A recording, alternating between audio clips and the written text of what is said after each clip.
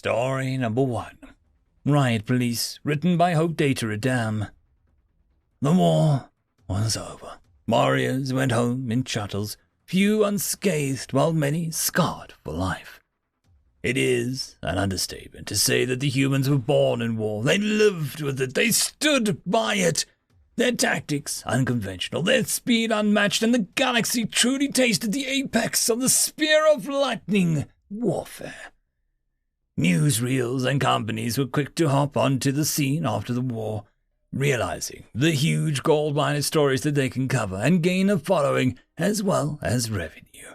Even human news crews began showing up, while Xeno soldiers began appearing in human broadcasts. There's a big difference between human and Federation media.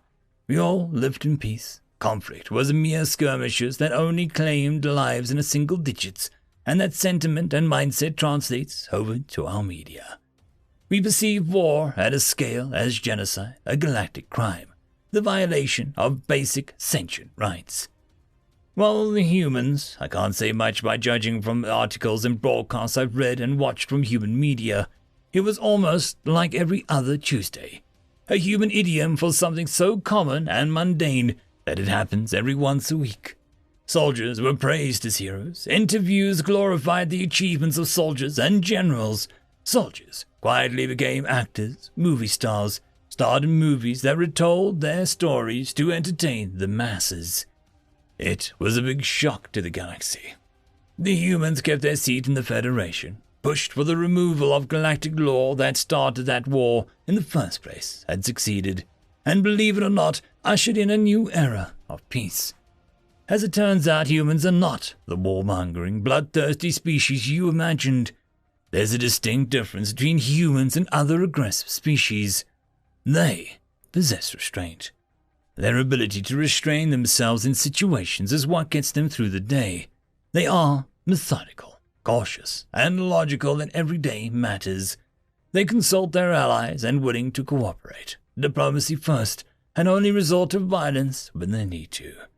We were so stubborn to not have picked up the first Terran's offer to negotiate when the war was declared. Unwise. Idiotic. Yet their violence is not only reserved for war, it is also used as a tool to control, manipulate, and defeat opponents outside of officially declared war. I got to see this firsthand when I was in Lbry, the Federation Central of Government with their headquarters situated in the planet's largest city. I was young and ambition for an adventure, so I would travel world to world, experience culture, food, tradition of each of the Federation's member nations. One such adventure was the city of Lbry, where I was traveling down the street when I encountered a large mob of fellow sentients 3 blocks ahead of me. I glanced at the building that they had surrounded, and it was the human embassy. Like the curious young adult I was, I approached the mob and listened to their words. They shouted, "Murderers!" and "Federation doesn't need humans." I did not care for their words, as I was merely coming over to see what was going on. I looked over the shoulders of the protesters and saw the front gate of the human embassy, swarmed by protesters that were attempting to climb the fence, but to no avail. They fell back to the ground. The humans appeared to be content with their fenced defenses, since no security forces or security came out to discourage the howling mob of protesters. I found that strange, how they could be so relaxed when angry protesters were right at their doorstep. I stayed for a few more minutes, merely observing the protest. Then the humans still hadn't responded to the protesters' calls. I figured the human ambassador inside must be asking the homeland on their course of action. That's when they came. They strode out of the embassy building, heavy footsteps echoing across the blocks as humans clad in black uniform from head to foot walked out of the embassy's lawn. In their hands held shields and long black sticks. Shields made from steel and metal that were painted in black also. Giant words in English printed on the front side said, "Police," yet they don't appear like police. They looked like soldiers, body armor, helmets, visors, and padding. I felt scared at that moment. They were huge, with muscles bulging out of their uniforms and their squinted eyes of predators. A human voice can be heard above all the protesters. It said, "This is an illegal gathering. Disperse from this premises immediately." All the while the soldiers, clad in black, pushed open the embassy gates and formed a shield wall. The announcement is made again, and the men in the black began to push out and spread out, pushing protesters that got too close. They moved fluidly with one another, acting together like a drive hive mind. The crowd is pushed out, and I was forced to take several steps back. I was so scared, yet so intrigued by the event. I looked around, and I saw news crews broadcasting the event live. News drones hovered in the skies, catching every second of the event as the human security force began to divide the protesters.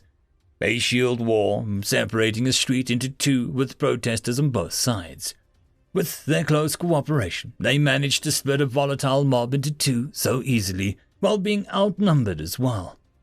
I stared at the line of shields and looked through their slits, eyes that were as sharp as a knife, as deadly as a rifle, unwavering, unmoving. A loud roar erupted as the crowd had enough and charged the human lines. But the humans held firm even through the battering from rocks, items, and limbs pounding on their shields. They were not invincible, though. Their shields shook and struggled against the weight of the protesters, yet they held firm in their cause to disperse the mob.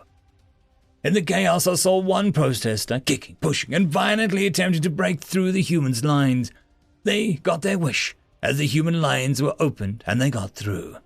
But the more I thought about it, the more I looked back at it, it appeared as if the humans willingly opened up their formation and let the protester in. For some unknown reason. I did not see that protester ever again, no trace of them. Suddenly, loud cracks could be heard as the trails of smoke shot up from behind the human shield walls, and what appeared to be grenades landed in the crowd, but instead of fiery shrapnel explosions, it released gas. Tear gas. The crowd dispersed nearly immediately. The gas, extremely toxic to many species, and burned the outer skins of many. I, too, had to scatter away from the scene. I retreated back to my rented room, and after a brief clean-up of my body, I went and researched deeper on what I had just experienced. Riot Police, made to be intimidating and overwhelmingly unstoppable force to the untrained eye. I came across one video that explained it very well. There won't be a case where a Riot Police outnumbers protesters, as I had just saw. So the humans had to give Riot Police an artificial advantage.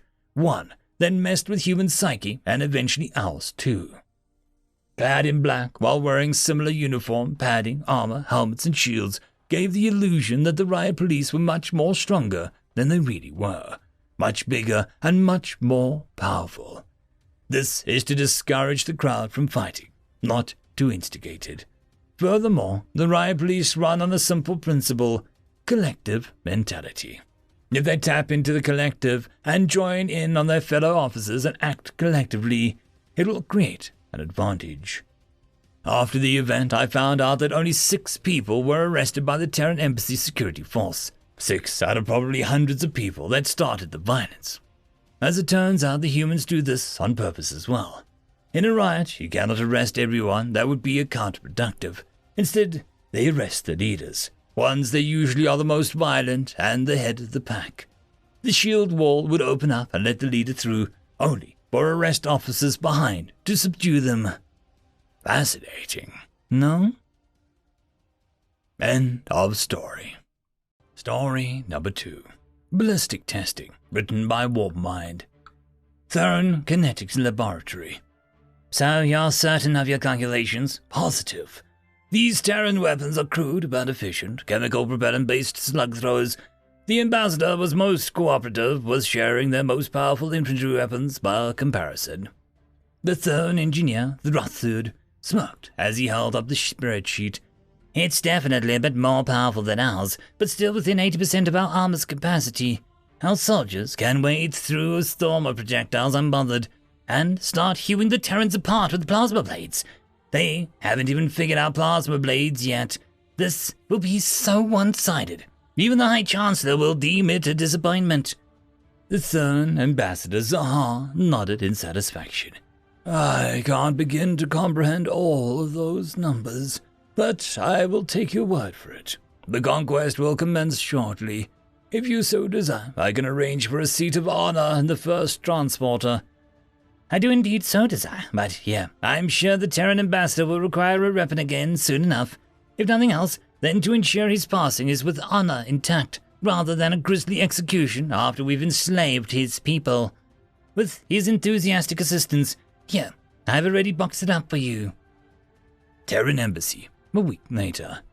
Ambassador Zahar strolled into the embassy with a bit more spring in his step than usual, and cheerfully greeted the embassy guards and presented the weapon that he was returning.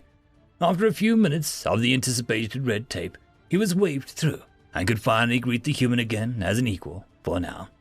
A most joyous morning to you, Ambassador Smythe. Fortune sings over my house and myself.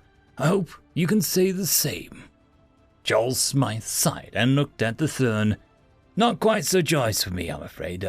Seems like an invasion fleet just managed to sneak by our defenses and landed on Earth, dropping off an impressive infantry force before communications were cut. My last message was we were still trying to identify the invaders, but I hate to bring the mood down, but what can I do for you, Ambassador Zahar?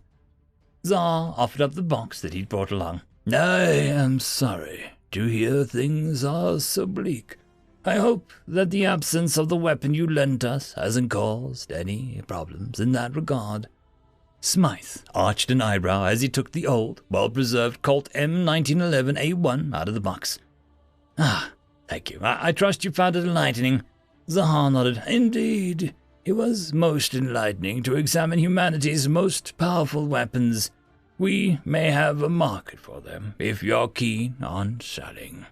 Smythe looked at his counterpart quizzically. Humanity's most powerful weapons. This isn't... Oh, I'm so sorry. When we last spoke, I thought you were inquiring about my most powerful weapon. This old thing has been in the family for generations. One of my ancestors used it in the most destructive war on Earth. A few hundred years ago. No, it's just well kept. An old handgun, decently powerful and reliable in its day. But I don't think it was ever the most powerful, even for a handgun. He tapped a small console. If you want to see something powerful, I have some ancient video clips to show you, courtesy of humanity's weird predilection for keeping copies of everything for future. Here's something called a 20mm rifle, a one-man weapon against a car engine. Zahar turned a little green as he watched the abomination of a weapon throw a metal slug straight through a few layers of cast iron. Oh, what? This is what your soldiers use? Smythe shrugged. Not really. These are centuries-old designs. Most armies have far better weapons nowadays. Better recoil compensators, longer range, better penetration. As a species, we've really taken the stone-throwing concept to extremes. Zahar nodded slowly. I see. Well, I only really came here to return your weapon, and I do have some other matters to attend to. As Zahar vanished out of the door and scurried down the hallway, Smythe smirked wryly and pushed the button. You there, Harrison? The person on the other end answered after a few seconds. Speaking, what do you need? Looks like I owe you that bottle after all. Our little ballistics enthusiast looked like his oh-so-great day isn't so great after all. But the funniest part, I think my great-great-great-great-great-grandfather would be laughing his rear off if he knew his old service sidearm had just won the war before it started. End of story. This is a special thank you to the one, the only, the legendary Eric Hino, who has become the only Tier 6 patron. I just want to thank the T5 patrons and channel members. Bob the Dragon, Cam Maxwell, Casper Arnholtz, Estrella the Dreamer, Try Again 95, Fudic Yol, Meridian 117, Alithia, Jordan Bucksbaum, Angry Marine, Albarden Gusta, and Barkey. Thank you very much. And that, my friends, concludes this video. I hope that you enjoyed. There are links down below, both to support this channel and for the author of this fiction. Anyways, I hope you all have a fantastic one, and I'll see you next time. Cheers.